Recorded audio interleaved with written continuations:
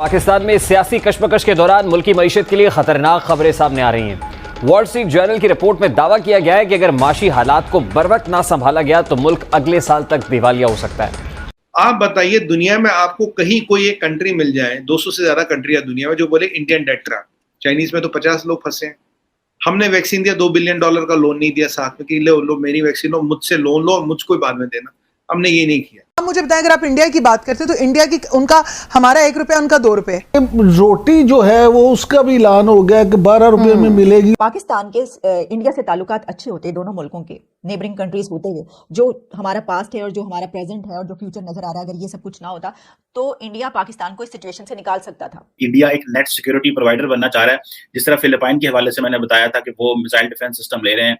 इसी तरह श्रीलंका जो है वो भी इंडिया की सिक्योरिटी अम्ब्रेला के नीचे रहना चाहता है।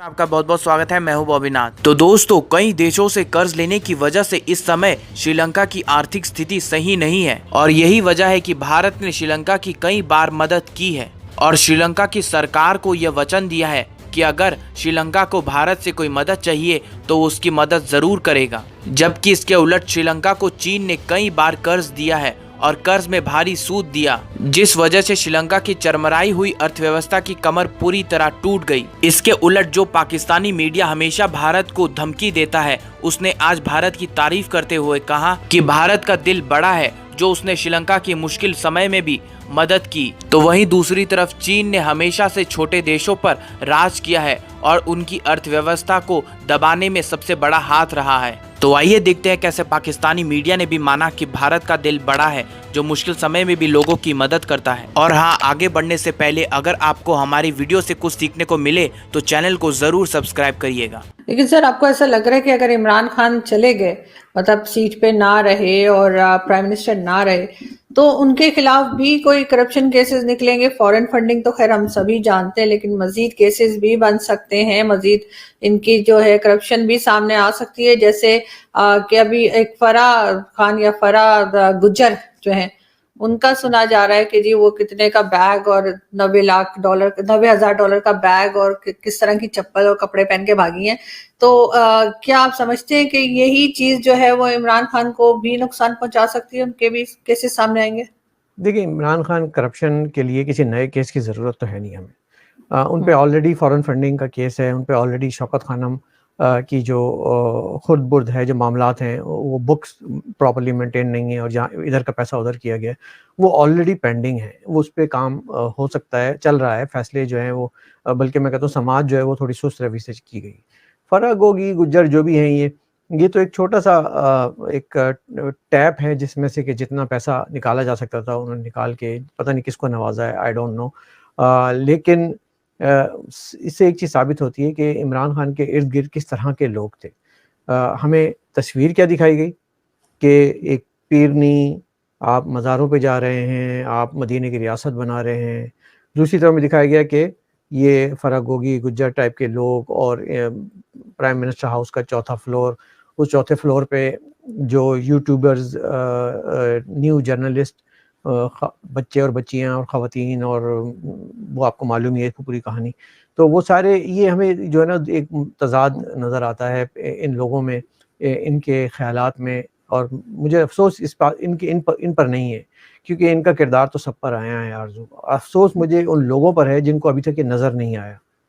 अफसोस मुझे उन लोगों पर है जो ये अभी भी इसको एक खलीफा समझ रहे हैं, अभी भी इसको कोई एक मसीहा समझ रहे हैं, अभी भी इसको कोई तुर्की का एक ऐसा अर्तुगरुल समझ रहे हैं कि जो आएगा घोड़े पे सवार, तलवार लहराता हुआ, और पूरी रियासत जो है वो मदीना की बन जाएगी। और ये सोच जो है ना मुझे परेशान करती है कि क्या अब हम पाकिस्तान के 22 करोड़ अवाम हमारी अपनी कोई शनाख्त नहीं रही?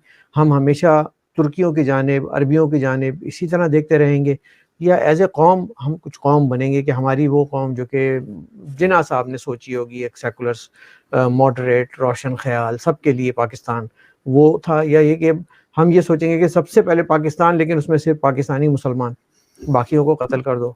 तो ये एक बहुत बड़ी ट्रेजेडी जो है, शायद लोग नहीं समझ पा रहे हैं कि जो अवाम की सोच में तब्दीली लाई गई है, बिठाई गई है, और ये 1-2 दिन की कहानी नहीं है। ये कहानी बहुत पुरानी शुरू हो जाती है। आपको मालूम है अयूब खान ने कहा था जी मैं हूँ नेक, सादिक, अमीन, और फातिमा जिन्ना जो है वो गद्दार है।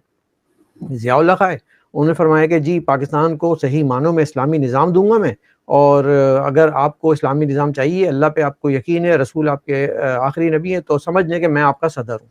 इस तरह से उन्होंने रेफरेंडम करा दिया। उसके बाद मुख्तलिफ अदवार आते रहे। मुशर्रफ साहब आए, उन्होंने कहा मैं अब एक नया रोशन ख्याल मॉडरेट पाकिस्तान बनाऊंगा सबसे बड़ा। तो जो कंटिन्यूटी है वो तो कहीं नहीं रही। हमने अपनी पॉलिसीज़ में भी, अपने नज़रियात में भी, रियासती जिसे कहते हैं ना नज़रियाती सरहदों में हमने बड़े रद्दोबदल किए। उसमें बहुत सारा सीमेंट, बजरी, गारा, पानी सबको मिला के एक अजीब मलगूबा तैयार किया। तो उस मलगूबे के नतीजे में आज हम यहाँ खड़े हुए हैं कि हमारी कौम ही कन्फ्यूज़ हो गई है। हमारी कौम को ये समझ में नहीं आ रहा कि हमारा मसीहा कौन है।